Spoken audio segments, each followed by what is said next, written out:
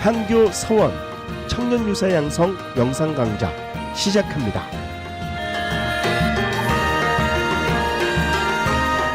제2강 향교서원의 운영과 문화재 김희태 강사님을 소개합니다. 네, 앞에서 이제 향교에 대해서 간략히 좀 사진으로 했고, 서원 관련해서 사진을 몇 개 준비를 했습니다. 여기는 저녁에 찍은 것으로 좀 어둡게 나왔습니다만 순천에 있는 옥천서원입니다. 옥천서원인데 바로 순천 임청대라는 천변에 바로 있습니다. 그래서 역시 서원에서도 똑같이 이렇게 유풍을 진작하고, 그다음에 이쪽에 이제 주련 기둥에 이렇게 있는 걸 주련이라고 그러는데, 여기 주련에도 보면 도학을 밝히고, 아까 향교 같은 경우는 명륜당, 그래서 어떤 윤리를 이렇게 밝힌다, 공부한다 이런 뜻인데 거의 비슷한 의미입니다. 윤리가 이제 도나하게 이렇게 들어있기 때문에. 그래서 여기도 도학을 밝혀서 오래도록 비신하게 이렇게 한다, 이제 이런 주련들이, 그러니까 글씨로서도 저렇게 써놓지만 저런 것을 써놓음으로써 거기에 있는 교생, 학생들이나 이제 서원에서는 원생이라고 그러는데 원생들이나 아니면 거기에 이제 주민들이라도 항상 보면서 저것을 다시 되새겨보고 한다는 이제 그런 뜻으로도 많이 이렇게 해놓습니다. 그날 저녁에 이 옥천서원을 이렇게 찾은 이 중고생들, 그리고 앞에 서신 분들은 이제 문화관광 해설사가 쭉 저녁에 탐방을 하면서 이렇게 설명을 해서, 여기는 이제 김경필 선생이나 이런 분들하고 관계되니까 동국 18연 중에 한 분이기도 하고, 그러니까 이제 그런 인물들의 활동상하고, 이제 여기는 순천이니까 순천하고의 인연이라든지, 이제 유배돼서 오긴 했지만 큰 학자로서 오기 때문에 지역에 이제 큰 영향을 많이 끼쳤었죠. 그래서 그런 것들을 이렇게 설명하는 것을 제가 몰래 찍었습니다, 뒤에서. 그리고 아까 말한 이제 장성의 피람서원입니다. 피람서원은 조선시대 성리학자로 유명한 하서 김인우 선생을 모신 서원인데, 조선시대 후기에 서원이 회철령이 있어서 많이 전국의 대부분의 서원이 해철이 되고 사후가 47개가 이렇게 남게 되는데, 전라도에서 서원으로서는 이 피람서원, 사후로에서는 고경명 선생의 포충사, 그리고 전라북도의 무송서원, 이렇게 세 군데가 전국적으로 남게 되는데, 이 사액 서원이면서 헐리지 않은 서원으로서 유지가 돼서 이제 결국은 작년 재작년에 유네스코 세계 유산에까지 이제 피람서원은 들어가게 됩니다. 피람서원은 이제 장성면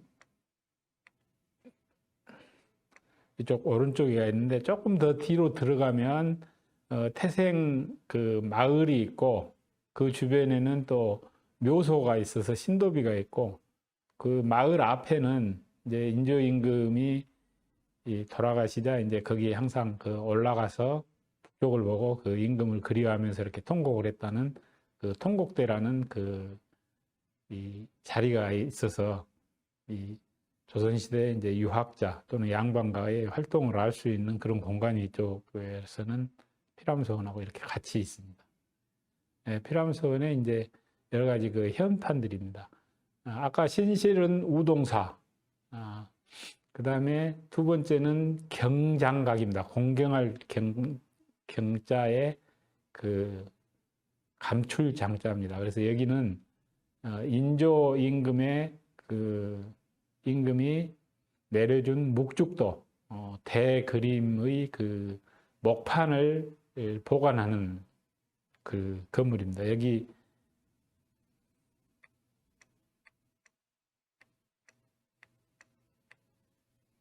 이 건물이 신실 앞에 이렇게 있습니다. 그래서 이 글씨는 정조임금 친필로 이렇게 전하고 있고요. 단청이라든지 이런 것들이 아주 격식이 높은 건물로 조그맣지만 그래서 그 임금을 그리고 이 선생인 하서 선생을 생각하는 이제 그런 것들을 이 공부하는 학생들이나 이런 사람들이 항상 보고 하면서도 이 신성한 공간인 신실 옆에 바로 이렇게 배치를 해서 귀감을 이렇게 삼도록 그렇게 배치를 했습니다. 예, 동제 서재고요. 그다음에 청절당은 강당이고 앞에 이제 확연루입니다. 그래서 청절당, 확연루 이런 글씨들은 우암 송시열 선생하고 동춘당 송중길 선생의 글씨인데 그때 당시 조선 중기에 이분들은 학자로서도 유명하지만 글씨로서도 유명해가지고 양송체 이렇게 부를 만큼 글씨로서도 유명했던 분들의 이 글씨가 이렇게 있고 이분들이 이제 이 서원에 조선시대 때는 원장까지 했었습니다. 피람서원. 병계 윤봉구 선생의 글씨고 아까 그 동네로 들어가는 입구에 보면 피람이라고 써진 불이 잘 안 나오네요. 피람이라고 써진 그 바위가 있어서 거기서 저기를 하고 그 연유를 하고 그 앞에 개천이 흐르는데 그 개천이 문필천입니다. 그롤문에 그 부필자 써서 문필천 그러니까 그 피람소원이 들어서기 전 하서 선생이 태어나기 전부터 거기는 어떤 문과 필 이런 그 인문적인 배경이 그 지명에서부터 이렇게 유래가 됐고 그것이 자연스럽게 서원의 이름으로 이렇게 된 것입니다. 그래서 그 이제 서원 같은 데 가면은 현판이나 이런 것들을 많이 새겨서 걸어 놓습니다. 그래서 기둥에 세운 것은 주련이라고 그러고 이런 것들은 이제 현판 그리고 큰 아까 청절당이나 뭐 확연루 이런 것들은 보통 편액 이렇게 부릅니다만은 대표적인 것이 이제 그 이런 그 이 백록동 학교나 이런 그 이 교육 운영에 관한 교육 내용에 관한 이제 이런 것들이 있고 그다음에 이거는 이제 좀 그 번역을 해본 것입니다. 교재에 있으니까 이제 내용은 교재를 참고하시면 되고요. 그리고 그 현판 끝에는 백록동 그 학칙이라는 그 학칙을 읽고 우리 하서 선생이 시를 지는데 그 시를 또 거기다 이렇게 새겨놨습니다. 그 다음에 이제 이렇게 제영, 그 시입니다. 권필 선생이나 고경명 선생이 이 하서집을 읽거나 피람서원을 왔을 때 이렇게 쓴 시인데 이제 이런 것들이 기능 중에서도 아까 이제 강하고 제향했는데 그 다음에 유식하고 교류라는 기능이 있습니다. 그래서 유식은 학생들이 그 유상을 하면서 좀 휴식을 하면서도 생각도 하고 공부도 하고 자기가 이렇게 시도 짓고 이런 것이고 교류는 이제 관련된 제자나 문인이나 또 뭐 선후배나 이런 사람들이 모여서 글도 짓고 뭐 공부도 하고 하는 것들을 하는데 이제 그런 것들이 이렇게 기록으로 남아 있는 것들이 현판으로 이렇게 쭉 남아 있습니다.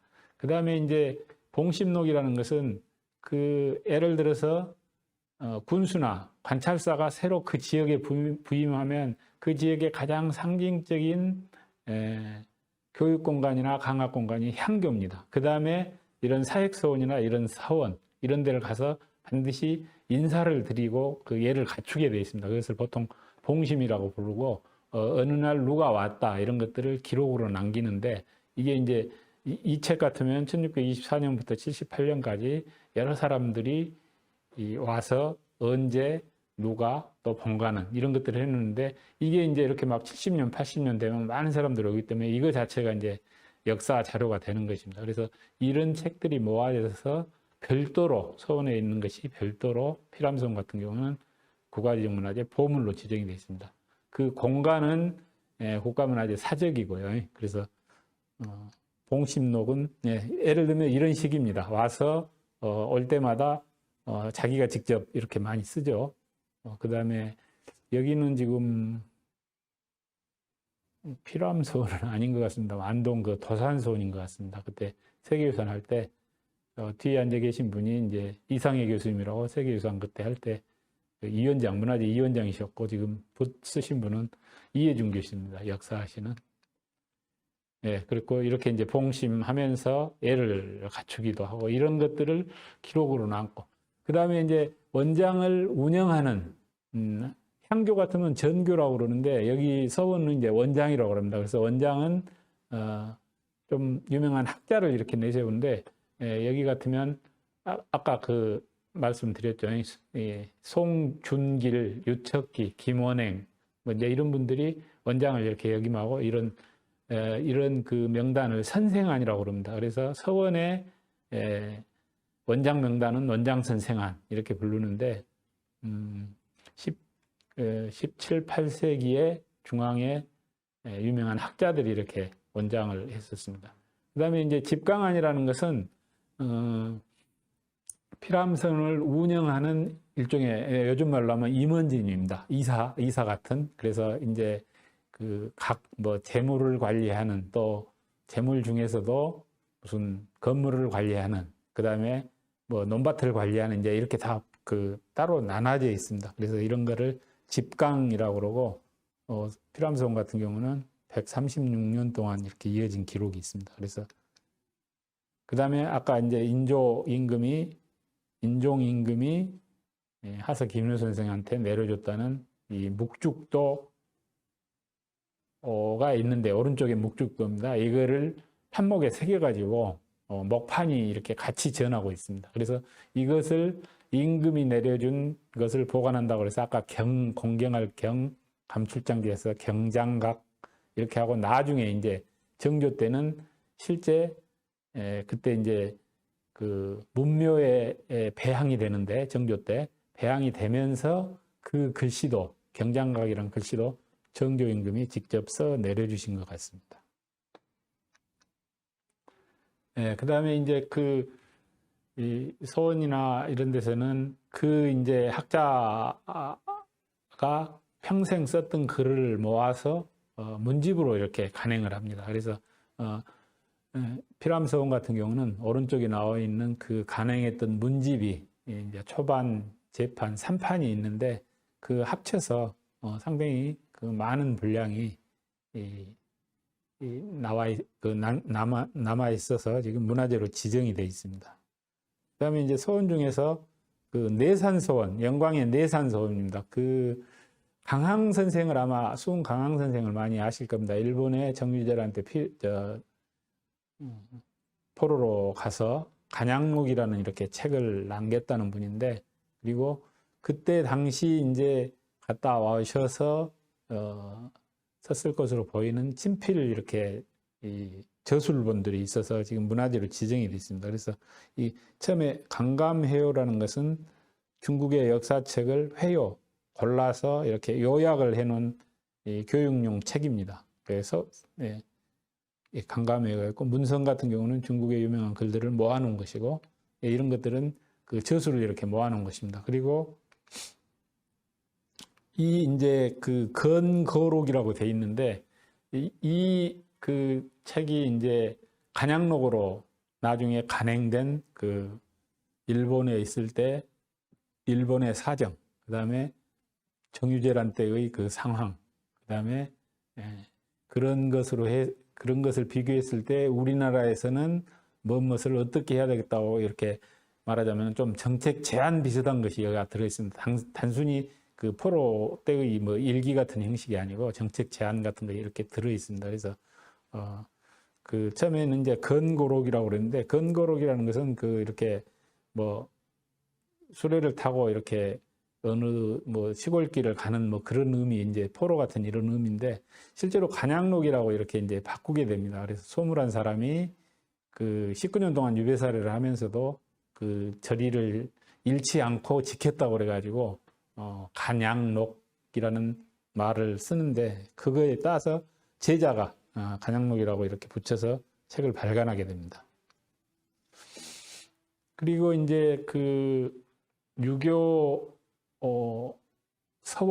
서원이나 사후에는 또 뭐 향교에는 여러 가지 그 유물들이 있습니다. 유적들이 있고 그래서 그 대표적인 것들이 아까 이제 문집이라든지 현판이라든지 고문서라든지 이런 것들이 있고 그 다음에 이제 두 번째가 이렇게 비석 같은 걸로 쓸 수가 있습니다. 그래서 여기는 그 정암 조광조 선생이 능주로 유배를 와가지고 한 40일 만인가 사역을 받고 이렇게 돌아가시는데 그 이제 돌아가신 그 자리에 정려유협이라는 그 비를 세우게 됩니다. 그래서 그 정암 조선생 추모비 우계 이제 전서는요. 우계 전서는 정암 조선생 추모비 이렇게 돼 있고 여기는 정려유협입니다. 정려라는 것은 그 유배살이를 했던 집이라는 뜻입니다. 그래서 그 집은 없지만 애터에 이 비석을 세운다 그래갖고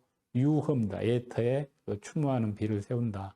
이렇게 썼는데 이게 이제 1600년대 세워지는데 그 글씨를 쓴 분이 아까 동춘당 송중길, 그다음에 우암 송시열이 이 비문을 짓습니다. 그래서 그 비문 지으신 분이나 글씨를 쓴 분, 그 다음에 이렇게 전서를 쓰신 분들이 당대에 이제 관인으로 또는 학자로서도 유명하신 분들이 이렇게 써서